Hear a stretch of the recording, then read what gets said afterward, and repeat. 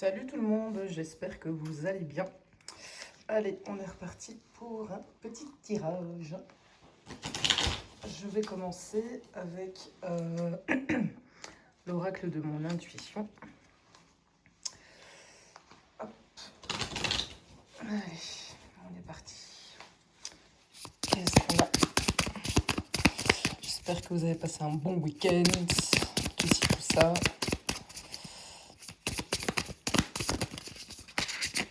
Alors, j'en ai plusieurs. Alors, on commence avec la carte du contrôle. Je vais remonter un peu la caméra. Voilà. J'ai une nouvelle coque sur mon téléphone et elle a tendance à glisser. Mais c'est pas grave. On a l'observation à l'envers. Ok.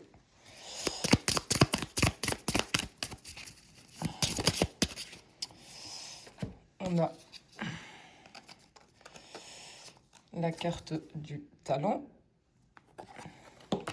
Si elle veut bien tenir. Vous me direz ce que vous pensez des nouveaux supports, mais moi je trouvais ça assez sympa. Il faut juste que ça tienne. Voilà.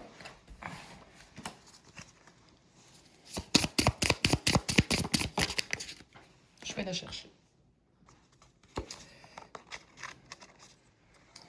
On a la carte de la mélancolie.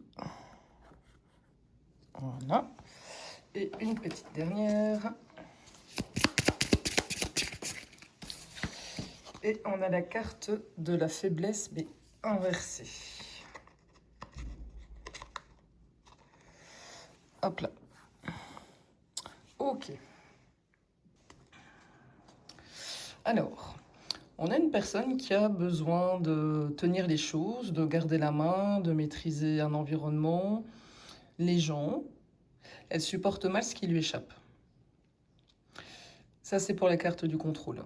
Pour l'observation inversée, c'est intéressant parce que ça montre quelqu'un qui pense tout voir, tout comprendre, tout anticiper, mais qui observe un petit peu de travers ici. Elle interprète les autres à travers ses propres biais, sous-estime certains détails ou croit avoir compris une situation alors qu'elle se trompe.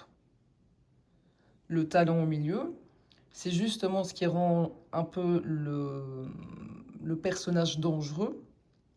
Il y a une vraie compétence. Une intelligence sociale, une capacité à convaincre, à retourner une situation, à jouer un rôle, à trouver comment je veux dire, les bons leviers. On n'est pas forcément face à quelqu'un de maladroit ici. La mélancolie, ça fissure un tout petit peu le personnage. Derrière cette maîtrise, il y a quelque chose de beaucoup plus vide, de frustré, d'insatisfait ou voire amer. Et c'est peut-être quelqu'un qui agit énormément depuis une blessure, une frustration, pardon, ou possiblement un sentiment de manque. La faiblesse inversée, pour moi, c'est un petit peu la clé ici de cette ligne de carte. Il y a un refus absolu de paraître faible ici. Cette personne peut considérer la vulnérabilité comme quelque chose de dangereux, voire comme une chose honteuse. Donc, au lieu de reconnaître une faille, eh bien, elle compense par davantage de contrôle, de stratégie ou de domination. Et donc, concrètement, on a quelqu'un de très habile qui contrôle énormément parce qu'il refuse qu'on voit ses failles. Il pense lire parfaitement au travers des autres, mais son grand problème, c'est justement qu'il ne voit plus correctement ce qui se passe autour de lui. Et donc, pour l'instant, je dirais que c'est pas... comment je vais dire? Je vois pas ici pour l'instant quelqu'un de machiavélique parce que c'est pas tout à fait juste. C'est un méchant génie, on va dire ici. Et son talent réel, Son talent est réel, pardon, mais son besoin de contrôle finit par fausser son jugement aussi. C'est quoi l'erreur de cette personne parce qu'elle se croit plus lucide que les autres?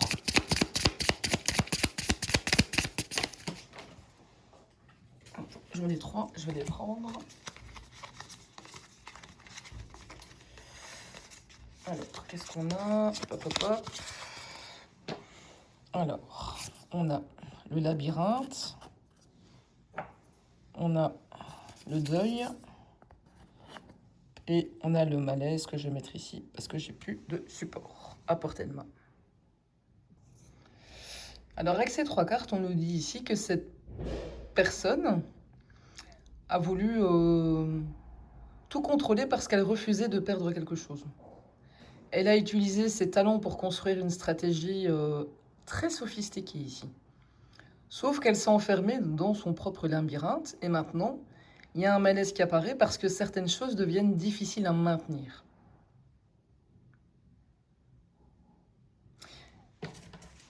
Je vais prendre une dernière carte ici. Et dans ce labyrinthe, qu'est-ce qui va finir par lui échapper?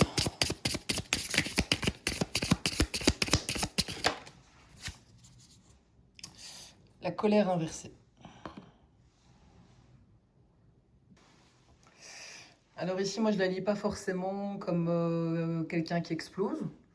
Au contraire, mais la colère est contenue, masquée ou transformée en autre chose. Et donc, il y a quelqu'un qui peut paraître froid, calme, rationnel, alors qu'en dessous, il y a énormément de ressentiment.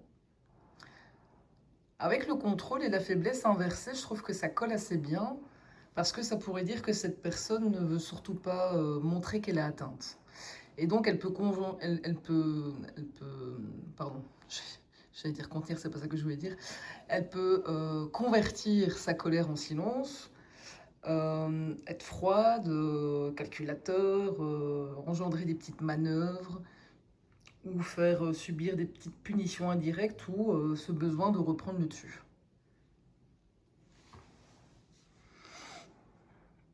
Et ça a l'air quelqu'un de très sympathique de nouveau. Ok.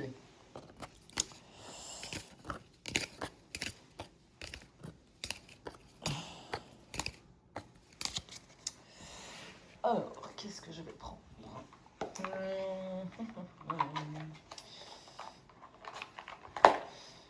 Je vais prendre un tarot.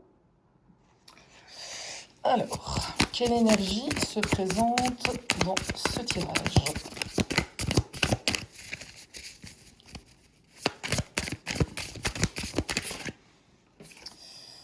On a un 8 d'épée. Attends, je vais redresser un peu. Voilà, ça me paraît mieux. Ok. Alors, le 8 d'épée, ça c'est quand même déjà quelque chose d'intéressant. Alors, ça ne nous dit pas encore qui ni pourquoi cette personne est dans cet état-là et qui est cette personne. Ça pose surtout l'atmosphère du tirage ici. On rentre dans une énergie de blocage, d'enfermement, de limitation mentale ou de situation dans laquelle quelqu'un ne voit plus clairement ses possibilités. Il peut y avoir une impression de ne pas pouvoir bouger, alors qu'une partie du verrou est peut-être simplement psychologique, stratégique ou liée à une perception faussée d'une situation. Avec le labyrinthe et l'observation inversée qu'on avait tantôt, on pourrait avoir quelqu'un qui se croit lucide, mais pas que, qui pense maîtriser son environnement, mais qui est en réalité enfermé dans sa propre lecture des événements ici. Alors,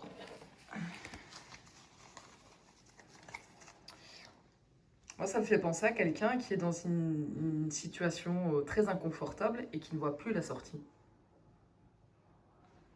Dans quel type de situation on est ici?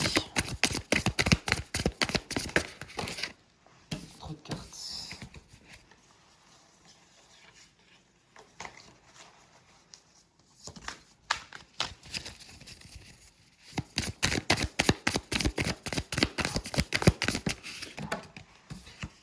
j'en ai deux, je vais les prendre. J'ai un valet de bâton et un 8 de denier. Attends, je vais plutôt les mettre comme ça parce que sinon, j'aurai pas assez de place. Voilà. Alors, le valet de bâton et le 8 de denier. Moi, je vois quelque chose autour d'une initiative, d'un projet, d'une activité ou d'une action qu'on construit, mais avec beaucoup de méthodes. Le valet de bâton, c'est quelqu'un qui apporte une impulsion, qui a envie d'essayer, qui lance quelque chose, parfois avec un côté assez audacieux ou même parfois immature aussi. Le 8 de denier, lui, ça parle de travail répété, de technique, de perfectionnement, de quelque chose qu'on façonne avec application. Donc on pourrait être dans une situation où quelqu'un travaille activement à mettre quelque chose en place. Alors ici, c'est pas forcément de manière négative à ce stade ici, mais ça peut être un projet, une stratégie, un apprentissage ou une construction patiente, je veux dire. Mais il y a déjà ici une tension intéressante avec le 8 d'épée, donc c'est la première carte. Il y a quelqu'un qui construit, qui s'active, qui travaille, alors qu'en parallèle, il y a un enfermement ou une limitation. Et donc, possiblement, quelqu'un a beaucoup travaillé sur quelque chose, mais s'est enfermé complètement dedans.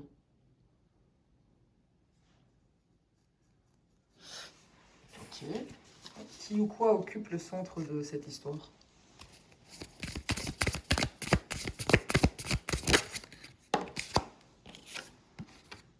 Le fou.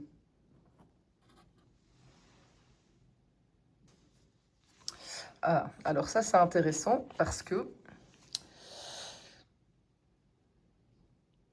ça peut représenter quelqu'un d'imprévisible,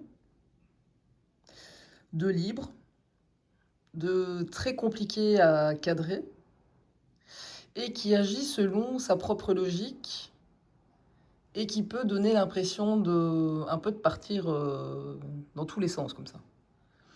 Mais ça peut aussi être quelqu'un qui prend un risque énorme sans mesurer forcément toutes les conséquences qu'il y a derrière. Et donc, je ne sais pas si c'est à toi que je m'adresse ou si c'est à la personne qui est en face de toi. Il y a quelqu'un ici qui bricole quelque chose, qui travaille dessus, qui tente, qui recommence, qui avance mais par impulsion, et qui n'a peut-être pas conscience qu'il est déjà en train de se créer son propre piège ici.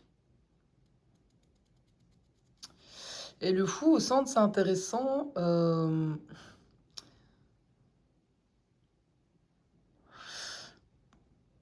Parce que ça peut aussi casser mais l'image comment j'avais dit ça? Pas du genre, pas du gentil méchant, mais enfin bref, un truc du genre. En fait, on est peut-être face à quelqu'un qui contrôle tout parfaitement, mais qui se croit beaucoup plus malin et libre qu'il ne l'est réellement, en fait. Ok. Alors, qu'est-ce qui n'est pas visible au premier regard?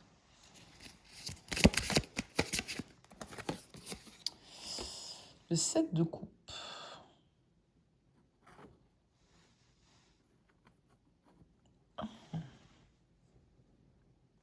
Eh bien, pour répondre à cette question, à ce qui n'est pas visible au premier regard, moi, ça me dit clairement une capacité à fabriquer une perception. Il y a un passage sur cette carte qui indique comment? Mais le fait de changer la forme des individus et les convaincre que le changement est réel, moi, ça me fait penser à quelqu'un qui sait modifier l'image d'une personne, d'un récit ou d'une situation, au point que les autres finissent par adhérer à cette version. Et donc, pas forcément au sens littéral, vous voyez, littéral, mais symboliquement, c'est du façonnage de perception, de d'illusion, de mise en scène ou de persuasion même. Et donc, il y a peut-être vraiment quelqu'un ici qui est réellement doué pour influencer la manière dont les autres regardent les choses ici. Et le plus intéressant, c'est le contraste avec le fou. Extérieurement, on pourrait voir quelqu'un de spontané, d'imprévisible, de libre, pardon, presque léger, on va dire ça comme ça. Alors que derrière le 7 de coupe, ça suggère quelque chose de beaucoup plus travaillé sur le terrain de l'image, du discours et de la perception.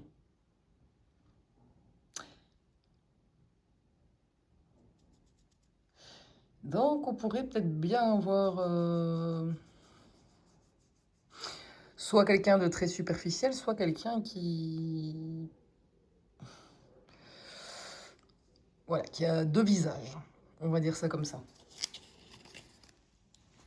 Bon, quelle dynamique est réellement à l'œuvre ici dans ce truc? Ça a l'air une personne absolument charmante. Alors, on a la force. Et on a, mais tu vas pas la voir si je la mets là, le soleil.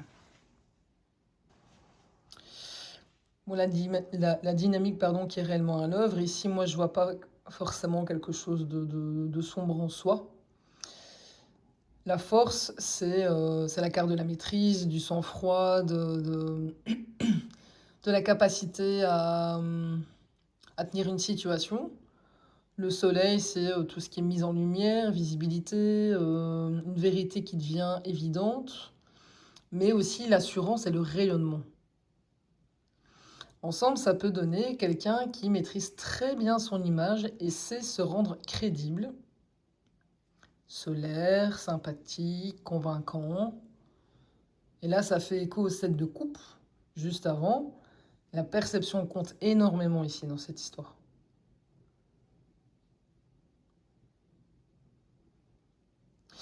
Mais il y a possiblement encore une autre lecture dans tout ça.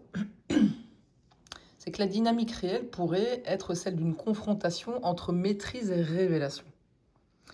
Quelque chose qu'on essayait de contenir ou de présenter d'une certaine manière, mais qui finit progressivement par être exposé un peu plus à la lumière.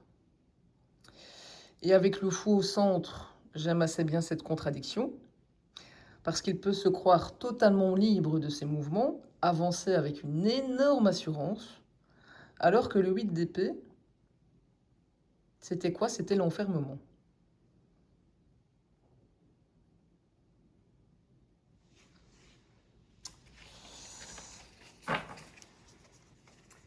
Bon, ok, je sais pas encore dans quoi on est parti, mes amis, mais je sens que la vidéo va être longue, ou pas. Alors, qu'est-ce qui est en train d'évoluer dans cette situation? Ça permettrait de voir si le soleil est son pouvoir à lui, ou ce qui commence justement à éclairer son petit cinéma là.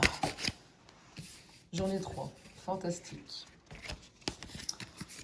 Alors, j'ai la mort avec notre ami Lucifer, j'ai le 2 de coupe, et j'ai un as d'épée.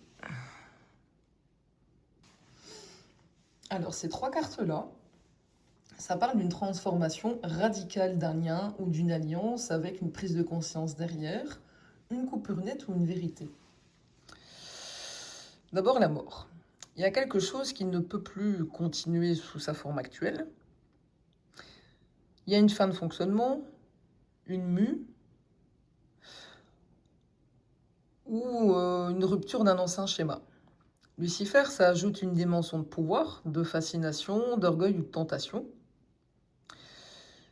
Mais ça peut aussi parler de quelqu'un qui se croit au-dessus des règles, qui séduit, qui influence ou qui pousse une situation jusqu'à ses limites. C'est pour ça que j'insiste sur Lucifer, parce que dans ce jeu-là, les noms indiqués en rouge ont toute leur importance ici dans les significations des tirages. Le 2 de coupe, ça situe clairement l'évolution dans un lien, dans une alliance, dans un duo, dans un pacte, une association, pardon, ou un accord entre deux parties. Donc ici, on serait plutôt dans un milieu professionnel. L'as d'épée, là, on a une lame qui tranche. On parle de révélation, de vérité, de décision, de clarification, mais aussi de paroles qui coupent à travers du brouillard. Et je trouve qu'après le 7 de coupe, c'est quand même assez savoureux, je veux dire, parce qu'on passe de la fabrication d'une perception à quelque chose qui vient mais la découper proprement. Ok. Alors, vers quoi cette évolution nous conduit-elle?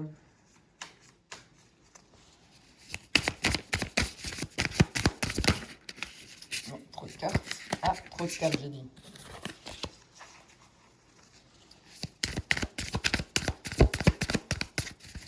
Je pense que je vais aller rechercher des petits supports dans l'armoire. Alors, on a un valet d'épée. Ah, ben voilà. J'espérais ne pas le sortir, mais il est sorti. Et j'ai le diable en d'autres paquets. Ok. Ok. Ah bah tiens, je vais le mettre juste en dessous de Lucifer, comme ça. Il va se sentir moins seul. À noter que Lucifer et Moloch, c'est une ambiance très saine. Hein. C'est ironique, hein, bien sûr. Alors, le valet d'épée, pour moi, ça me parle de surveillance, d'enquête, de vigilance, d'informations qui peuvent circuler, de paroles scrutées, mais aussi de contradictions qu'on commence à relever. Et ça, ce valet d'épée, c'est une carte très mentale. On observe, on cherche, on vérifie, on compare les versions. Et avec l'as d'épée juste avant, c'est encore plus net, parce que la vérité ne tombe pas forcément du ciel comme ça d'un coup, mais elle peut être reconstituée morceau par morceau.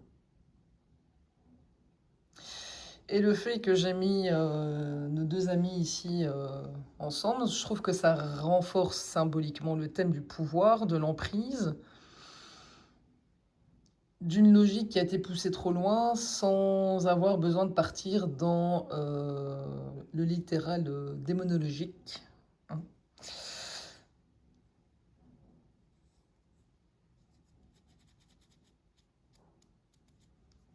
Mais bon, là, on est clairement dans une mécanique de dévoilement.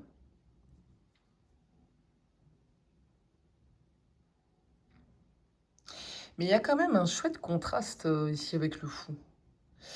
Parce que le fou, on disait tout à l'heure qu'il pensait, il avançait, pardon, en pensant être libre et imprévisible, alors que le valet d'épée, lui, ça indique qu'il est observé de beaucoup plus près qu'il ne le pense. Ouh. Ok. Ok. Alors, je vais ramasser ça.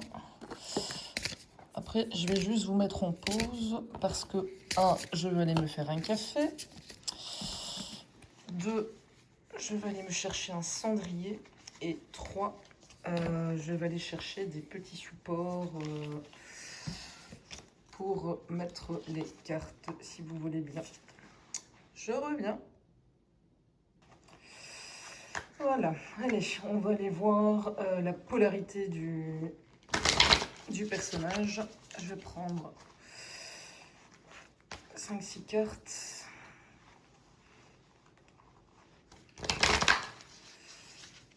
Allez, alors, quelle part de lui domine actuellement?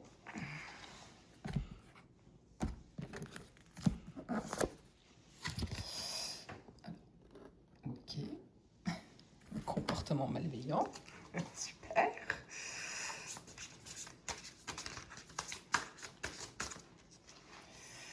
Qu'est-ce qu'il cherche à préserver à tout prix?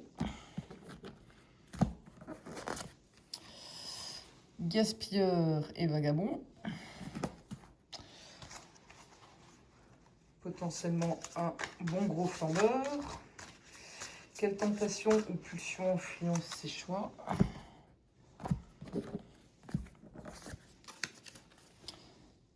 L'ingratitude. Ok. Attends, j'espère que tu vois bien. Ouais.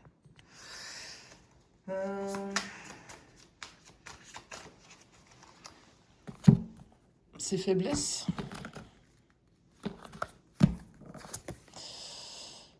Ah, celle-là, elle est à l'envers. La libération. Ok.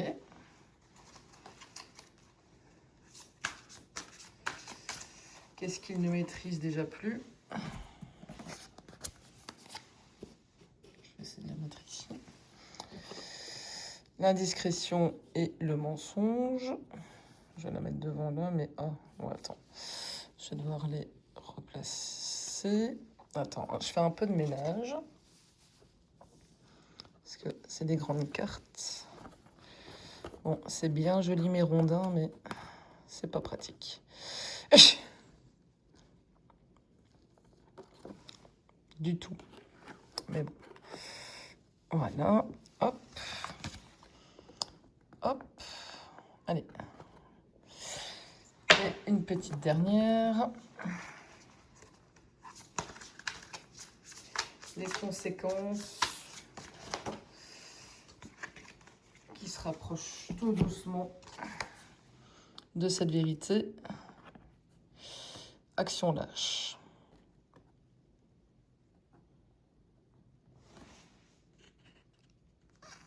Voilà. Ok.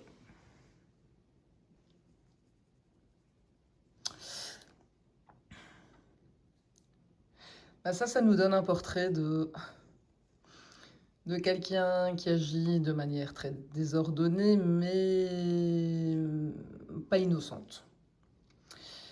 C'est quelqu'un qui peut délapider, qui peut abuser d'une situation, qui peut manquer de loyauté, qui peut mentir ou qui cherche à se dégager des conséquences. Le mot libération, au milieu, il est intéressant parce que soit cette personne veut se libérer d'une contrainte, d'un lien ou d'une responsabilité, pardon, soit elle pense pouvoir sortir du système sans payer le prix de ce qu'elle a fait. Et juste après indiscrétion et mensonge et action lâche, ça fait genre je fais en coulisses ce que j'assume pas frontalement en fait. Et donc avec les cartes du tarot avant, on peut commencer à voir une personne qui se croit très habile dans l'ombre, mais dont la stratégie produit justement des contradictions et des traces.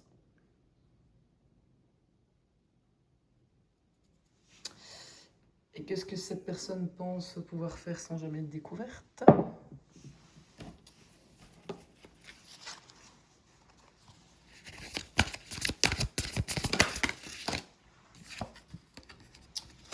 Conflits religieux et autres.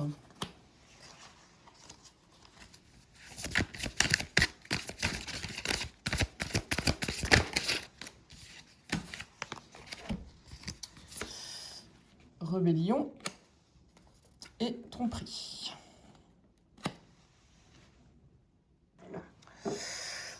Ah, moi, ça me parle que c'est quelqu'un qui supporte pas trop qu'on lui impose une règle, une hiérarchie, une morale ou une version des faits qui ne l'arrangent pas.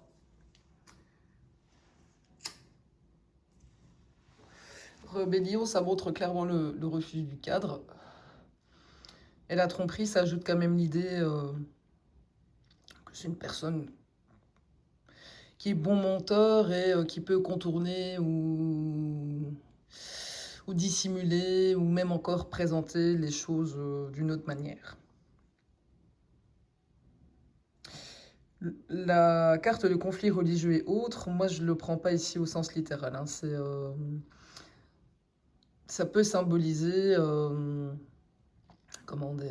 des guerres de conviction, de valeurs, même de légitimité en fait. Chacun prétend détenir la bonne version, la bonne morale, le bon droit.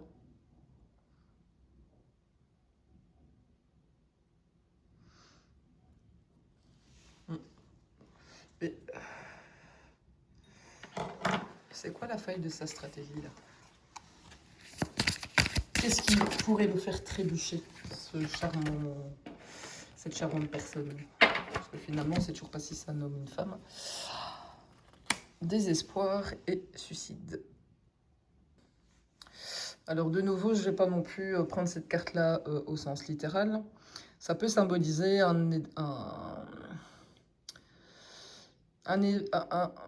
je vais y arriver, un état pardon, de désespoir extrême, d'auto-sabotage, de perte de contrôle. Ça peut être aussi un effondrement de stratégie ou même un geste qui se retourne contre lui.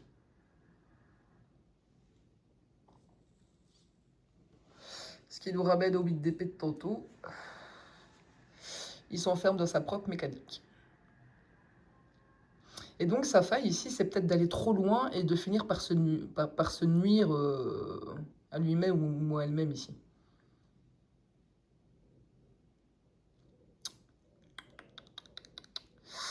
Ok. Et qu'est-ce qu'elle ne voit pas venir, cette personne? Parce qu'on ne sait pas encore exactement quoi. Il y en a deux. Fierté et famine et maladie.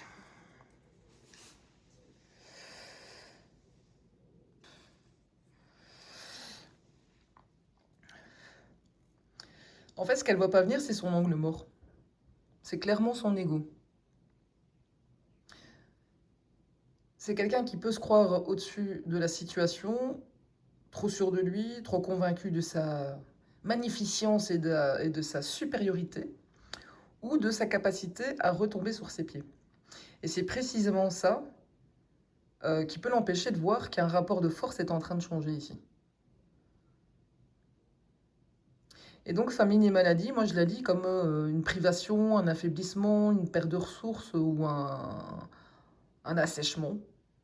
C'est pas forcément une maladie au sens physique hein, ici, mais plutôt quelque chose qui se dégrade autour de cette personne. Ça peut être du soutien, de l'influence, de l'argent, de l'énergie, de la crédibilité.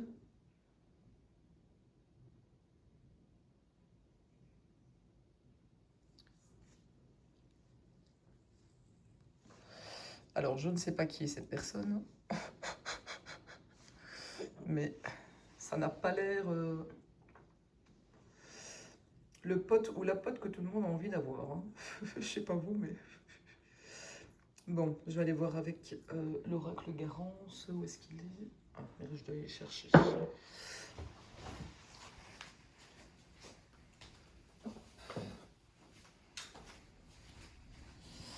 Ok. Alors...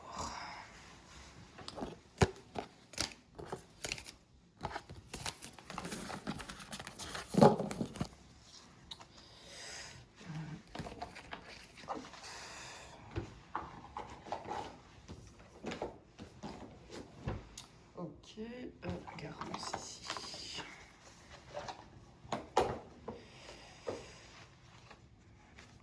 Bon, je vous remercie encore pour vos nombreux commentaires. Et vos suggestions aussi du tirage.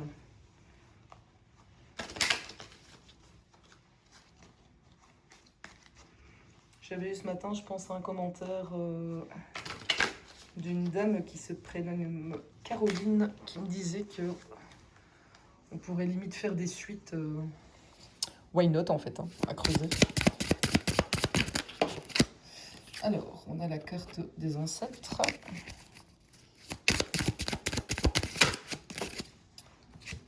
On a la carte de la communication.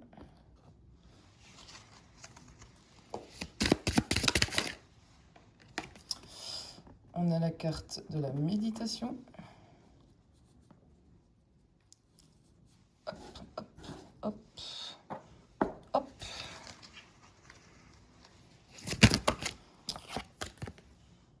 On a la carte de l'ennemi.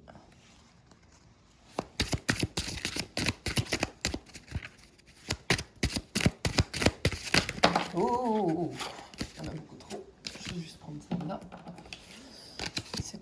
l'action.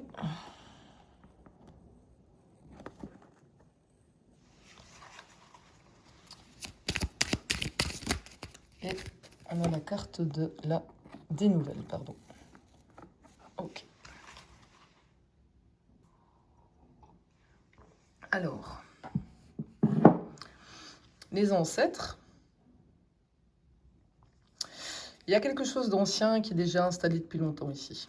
Ça peut parler d'un schéma répétitif, d'un vieux système, d'une vieille affaire, ou même d'un fonctionnement maintenu parce que ça a toujours été comme ça.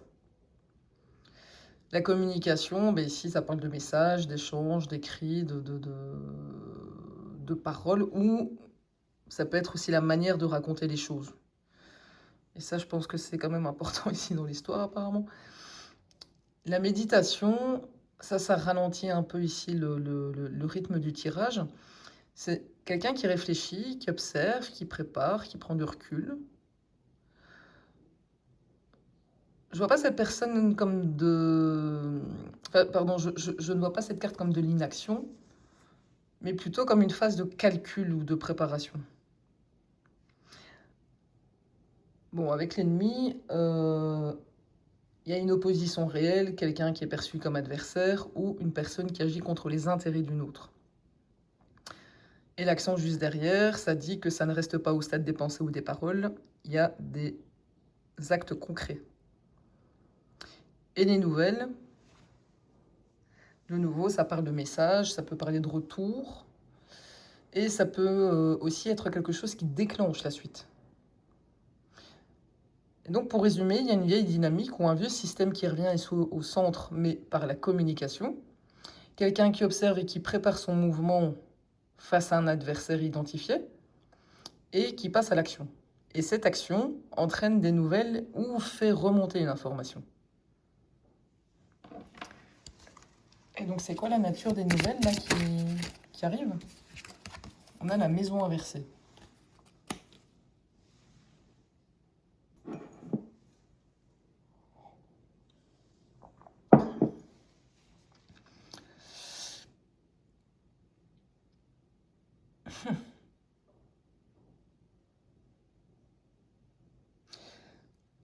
Quand on est droite la maison, ça parle de ce qui tient. Donc, c'est le cadre, sécurité, les bases. Mais inversé, ça peut parler des fondations qui sont fragilisées, une rupture d'équilibre, un problème dans une structure ou dans un foyer, voire d'une entreprise ou d'un groupe qui fonctionne plus comme avant. Et donc, ce qu'on pensait solide commence ici à se fissurer.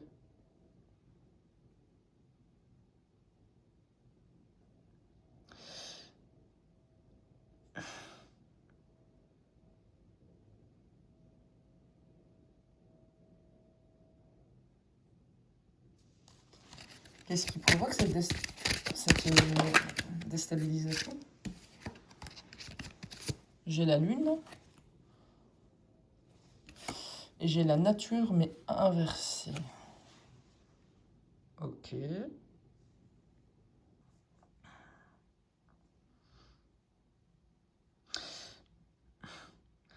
Moi, je la dirais ici comme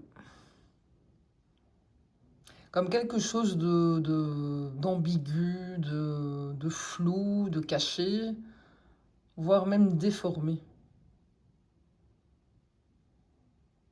Des non-dits. Vraiment, enfin, vraiment un truc qui passe dans l'ombre ici. Et la nature inversée, pour moi, ça ajoute l'idée que quelque chose n'est plus dans son fonctionnement normal. On va contre le cours naturel des choses ici. On entretient artificiellement quelque chose qui devait évoluer autrement.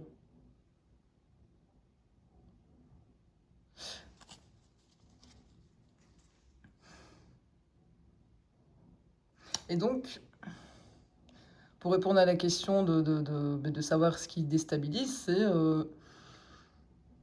une situation maintenue dans le flou, artificiellement, mais qui finit par tout dérégler, mais l'équilibre des fondations. A priori, on est sur du pro, donc ça peut être une société.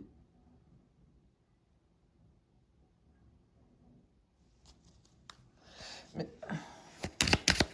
va rendre ce flou impossible à maintenir ou difficile à maintenir? La carte du voyage.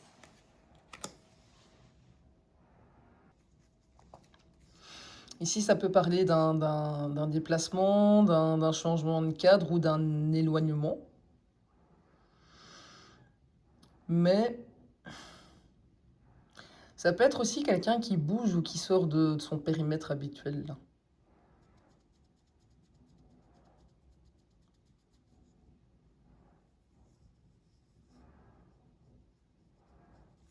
Mais où est-ce que ce voyage conduit, cette situation?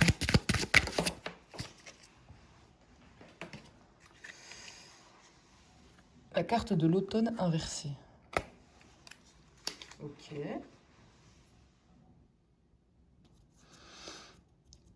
Moi, ça me parle d'un cycle qui ne se clôture pas comme prévu ou quelque chose qui refuse encore de tomber.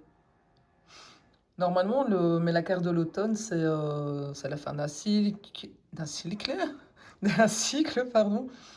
La récolte, le moment où certaines choses se détachent, comme les feuilles sur l'arbre. Mais inversé, ça peut montrer qu'il y a un retard, une résistance ou une conséquence qui n'arrive pas au moment attendu. Et donc, ah ouais, c'est ça. Ça me donne bien l'idée d'un déplacement qui change la donne, mais sans produire la conclusion immédiatement ici.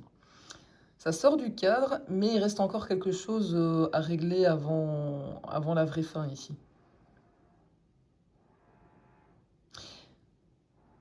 Et ce qui colle avec tout le tirage, c'est que moi, ça me fait penser à beaucoup de mouvements, de révélations possibles, mais pas un effondrement instantané. C'est vraiment très progressif ici. Et qu'est-ce qui empêche encore cette situation d'arriver à sa conclusion?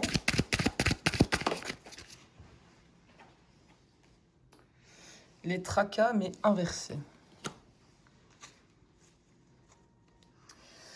Et en d'autres paquets, j'ai l'intuition.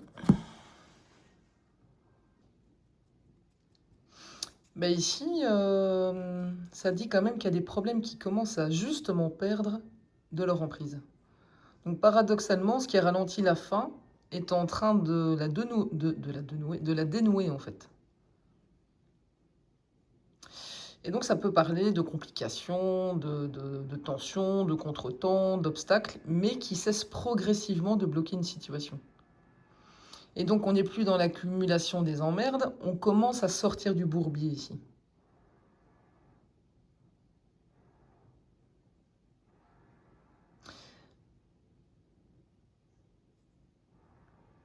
L'intuition en d'autres paquets, il y a quelque chose qui a peut-être été senti bien avant d'être prouvé ou rendu visible ici.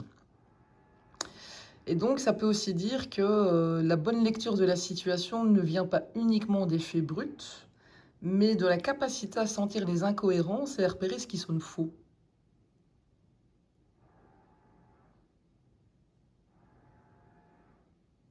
Et donc la situation, elle ne se débloque pas parce que quelqu'un force une issue, mais parce que les obstacles commencent à tomber d'eux-mêmes. Et donc ce qui était confus mais devient lisible et l'intuition finit par rejoindre les faits.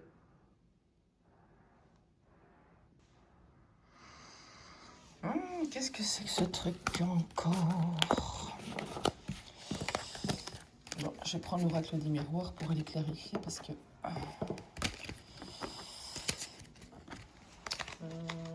mais ici... Attends, je remets ça dans sa boîte. Alors, on va aller voir qui va être le premier ou la première à comprendre qu'il y a un truc qui tourne pas rond.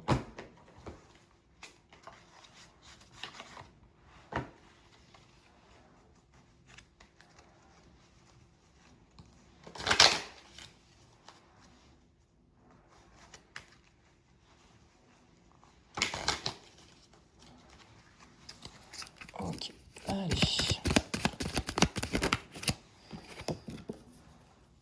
Ah, on a déjà la carte de l'accusation, ça commence bien. Ça commence vachement bien parce que la deuxième qui s'est retournée, c'est le verdict. Ok. Bah, en fait, moi, ça me fait penser plutôt à une instance, un tir qui tranche ou quelqu'un qui finit par formuler clairement ce qui pose problème. Donc, accusation, c'est quoi? C'est les faits, c'est les reproches qui sont mis sur la table. Il y a quelqu'un. Comment? Je cherche comment je vais formuler ma phrase. Quelqu'un ne se contente plus d'un malaise diffus. En fait, il dit clairement, voilà ce qui va pas. Et avec le verdict, il y a une évaluation, une décision, une conclusion, et donc on passe de l'observation à quelque chose de beaucoup plus formel ou définitif ici. Et donc, le premier à capter le truc, ça pourrait être celui qui a le pouvoir de qualifier une situation et d'en tirer une conclusion. Et là, moi, ça me fait penser clairement à un juge, en fait. Mais on va les creuser. Sur quoi repose cette accusation? Ça va nous dire si on parle de documents, d'argent, d'un comportement, d'une tierce personne. On a la carte du retour. Et on a la carte de l'argent, mais elle était inversée. Bon, ici, ça peut parler d'un retour sur une question financière qui pose problème. Argent mal géré, argent qui ne revient pas, déséquilibre, perte, dette, mouvement financier, je ne vais pas dire houleux, mais allez, enfin, des mouvements financiers, mais qui... Ah, je trouve pas le mot. Suspect. Et le retour, ça peut aussi indiquer qu'on revient sur d'anciens faits, qu'un dossier ou une question qu'on croyait passée remonte à la surface. Mais ici, clairement, on parle d'une anomalie financière.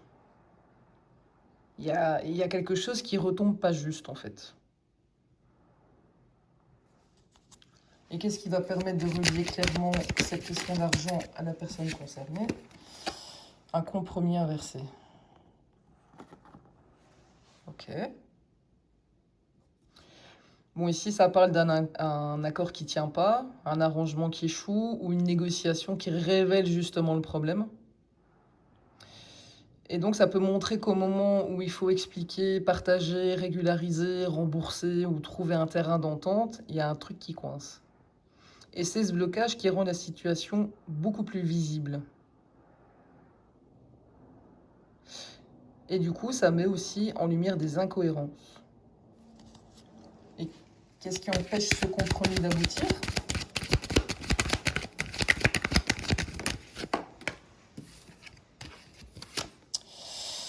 Un homme. Bon, là, c'est très clairement un homme. Mais un homme bien précis qui bloque, qui refuse et qui impose ses conditions et qui empêche toute négociation pour avancer en fait. Pourquoi? Parce qu'il a tout le pouvoir, il croit avoir tout le pouvoir, mais pas que. Parce que ça peut être aussi quelqu'un qui détient une clé du dossier, de l'argent. Mais bon, je vais plutôt rester quand même sur la première option.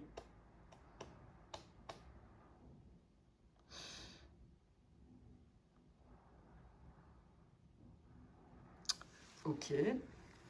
Et qu'est-ce que cet homme cherche à préserver en refusant un compromis?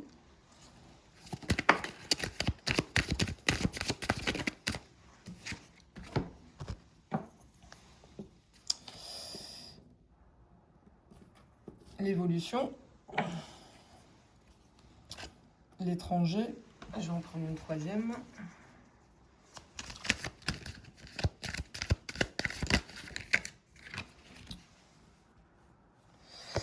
Et on a la carte du cadeau.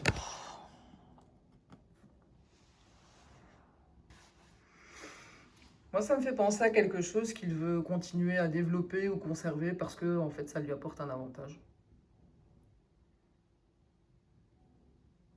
L'évolution, ça c'est vraiment forcément la carte de la progression.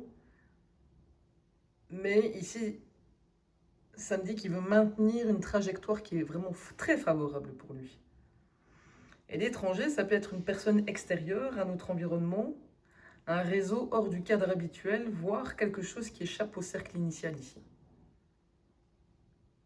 Et le cadeau, ça parle de faveurs, d'avantages, d'opportunités, de bénéfices.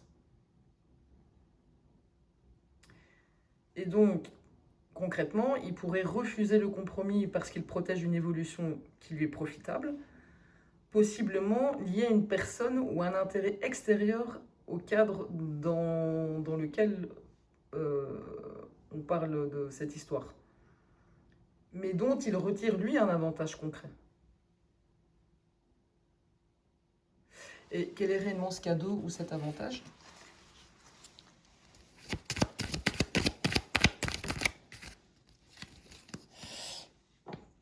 Ah, la carte de l'instabilité. Ok. Je vais quand même encore en prendre deux autres pour voir si je dois le prendre séparément et ensemble. La carte... Oh, je crois que je viens de comprendre. Je crois que je viens de comprendre. Oui, oui, oui, oui, oui. Pardon, tu vois pas bien la carte. C'est la carte de la réunion. Oh, oui. Alors, ça peut très bien montrer que le cadeau, c'est pas un objet ou de l'argent directement, mais plutôt des alliances, un réseau, un groupe, du soutien autour de lui. Mais ce réseau n'a pas l'air très solide. L'instabilité, c'est les équilibres changent, les loyautés bougent. L'amitié inversée, c'est des faux alliés, des amis intéressés, des liens qui se fissurent, un soutien qui n'est pas vraiment sincère ici. Malgré tout, il y a bien, avec la carte de la réunion, un cercle, une coalition, des rencontres ou des décisions, ou voire même des discussions en groupe.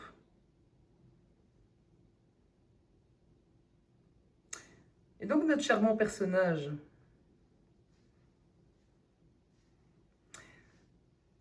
a des potes, et ses potes ne sont peut-être pas aussi fidèles qu'ils le pensent. Ce qui nous ramène à son angle mort, qui pourrait être celui qu'on disait tantôt, de croire qu'il dispose de fondations stables autour de lui, alors que l'alliance, elle commence à devenir instable. Et qu'est-ce qui va se passer à l'intérieur de ce groupe, histoire de voir s'ils vont se bouffer le nez entre eux.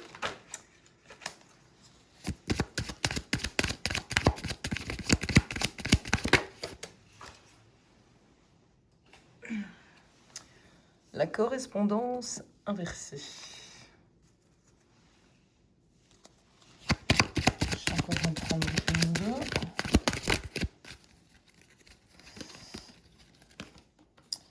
Ouf! On a la carte de la loi. Et on a la carte du contrat.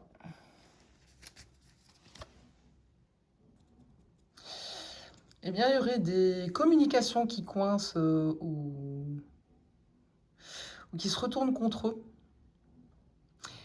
Et puis, il y a quelque chose qui bascule sur un terrain juridique, contractuel ou beaucoup plus formel ici. Et donc, on peut parler de messages mal gérés, des échanges contradictoires, des écrits gênants, ou des éléments qui concordent plus entre eux. Et la loi fait entrer pardon, une autorité, une procédure ou une décision officielle, ou le besoin de répondre de quelque chose. Et le contrat, ça ramène à ça, à un engagement précis, un accord, une association, une convention, des obligations, des documents signés ou un cadre professionnel. Et qui dans ce groupe va chercher à se protéger en premier?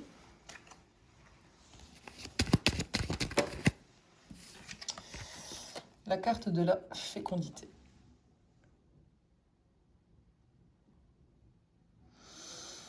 Eh ben, celui ou celle qui va se protéger en premier, c'est celui ou celle qui a le plus à perdre. Parce qu'il ou elle a quelque chose à faire fructifier, à préserver ou à développer. Mais je vais rester quand même sur il, parce que je suis une femme. La fécondité, c'est ce qui produit, c'est ce qui porte des fruits, c'est ce qui génère de la valeur. Donc ça peut être patrimoine, projet, activité, entreprise. Et donc dans ce groupe ici, la première personne à se protéger, ça va être celle dont l'intérêt futur est le plus important de tous et de toutes.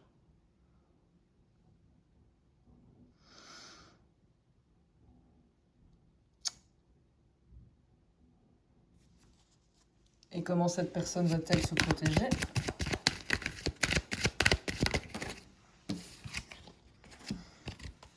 Avec la carte de l'ouverture et de l'échec.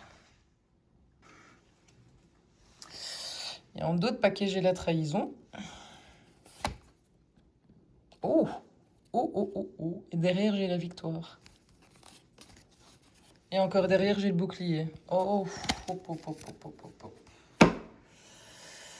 Eh ben, en fait, ça peut montrer cette personne-là qui a beaucoup, beaucoup à perdre. Ça peut montrer qu'elle voit une issue au moment où la structure collective commence à s'effondrer.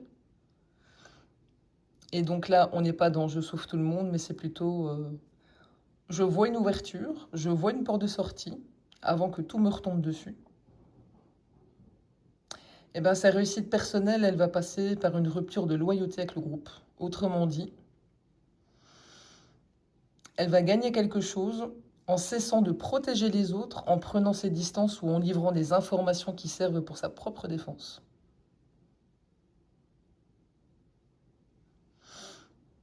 Et donc, en gros, là, elle pourrait bien balancer tout le monde. Oh! Et qu'est-ce qu'elle sait sur les autres qui peut lui servir de monnaie d'échange?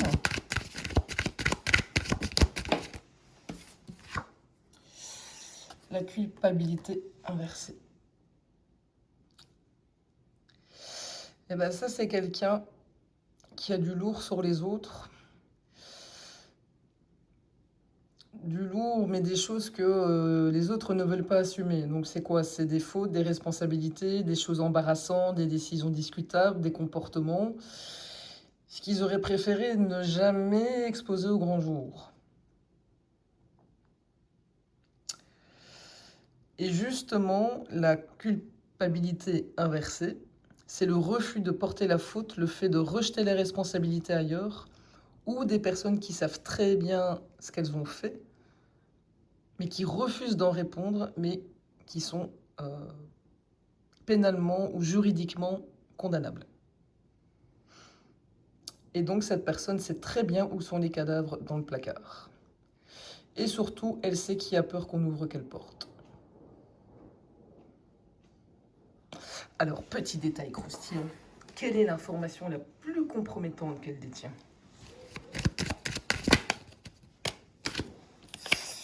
La carte de la clairvoyance. Alors ici, c'est pas forcément un dossier en soi, mais ça peut surtout dire qu'elle a compris quelque chose avant les autres. Elle voit les failles, les liens entre les personnes, les vraies motivations, les contradictions, et elle peut avoir une vision d'ensemble pour que le reste du groupe n'a pas ou ne veut pas avoir. Et donc ce qu'elle détient de plus dangereux, c'est peut-être pas une preuve isolée, mais c'est la compréhension de la mécanique complète. Qui a fait quoi, qui couvre qui a intérêt à quoi et où ça coince. Et donc elle sait exactement où appuyer pour que tout le système se fissure. Et qu'est-ce qu'elle attend avant de parler?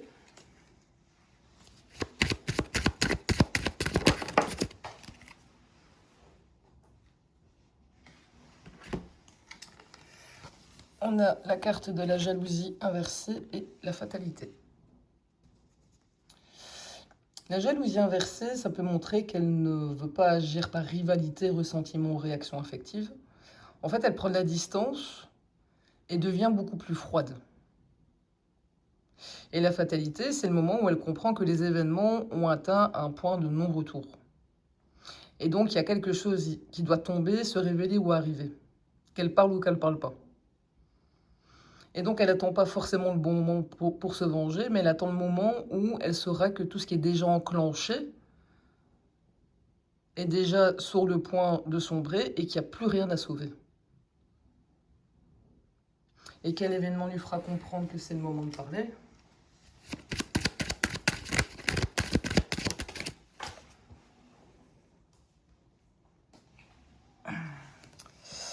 La carte de l'enfant et la carte de la famille en dos de paquet. Il y aura un déclencheur directement lié au cercle familial de notre coco là, de tout à l'heure et de ses acolytes. À un enfant, éventuellement, ou à quelque chose qu'elle veut protéger dans sa sphère privée. Ça peut être très concret, mais ça peut aussi symboliser le moment où l'affaire touche enfin ce qu'elle considère comme non négociable. Et donc cette personne pourrait accepter de rester loyale tant que le risque reste abstrait ou collectif. Mais dès qu'elle sent que sa famille, son avenir ou quelque chose de très personnel peut être atteint, elle change de camp et elle ouvre une porte de sortie. Et donc c'est ce que je disais tantôt, elle balance tout le monde. Elle protège d'abord les siens, puis sa position, et la loyauté au groupe passe après. Et donc le vrai danger, ça vient peut-être de l'intérieur de son propre cercle en fait. Waouh!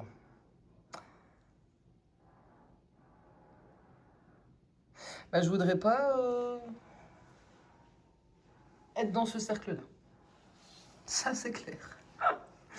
Bon, voilà. J'espère que ça vous a parlé. Vous me mettrez en commentaire.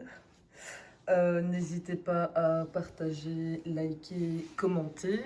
Et pour ma part, moi, je vais réessayer de vous faire une vidéo dans la semaine si j'ai du temps et si j'ai surtout l'énergie. Voilà. Eh bien, je vous souhaite une bonne soirée et à plus tard. Salut!